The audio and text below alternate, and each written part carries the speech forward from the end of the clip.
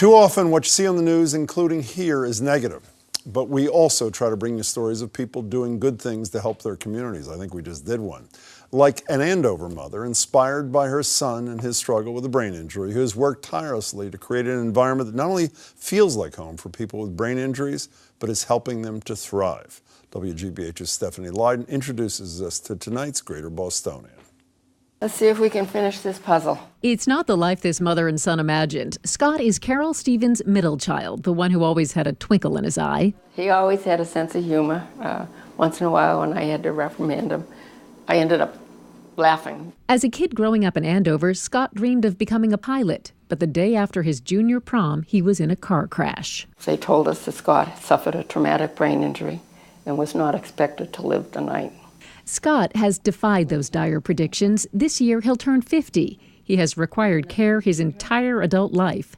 But as his family discovered decades ago, living arrangements for people with significant brain injuries are limited. His options were living at home, isolated with mom and dad until we were no longer able to take care of him, or an institution, or a nursing home. I can remember just breaking down and saying, this is not for Scott.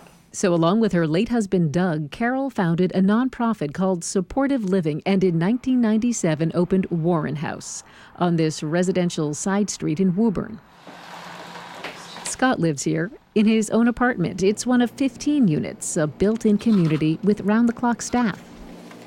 It's exactly what Carrol wanted for her son, but it was only the beginning. Supportive Living now has 3 other residences in North Reading, Rockport, and here in Lexington, 45 units in all, funded through government subsidies.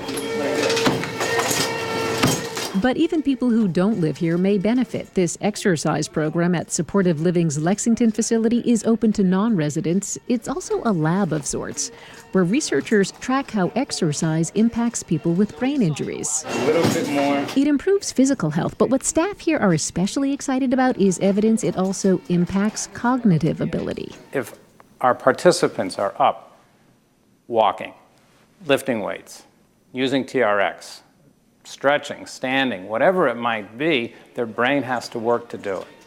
And as their brain is working, it's creating new circuits to bring back some of the functions that were once thought lost forever. Consider Scott, who for 20 years after his accident didn't say a word. Listen as he tells me about his work. I can't work more. You can't work more. Scott, who designs business cards, among other things, can only work 3 days a week in order to keep his disability benefits. You'd like to work every day? You enjoy work. Yeah. Well, this looks terrific. One hard-fought step at a time, Scott is regaining parts of his life that once seemed lost forever. His journey, the inspiration for a dream his mother says is now realized. My goal was to create a organization that would have a strong foundation and would be there for many, many years, long after I have passed away. And I believe we have it. A place her son and many others can call home. We got a piece. Stephanie Lydon, WGBH News.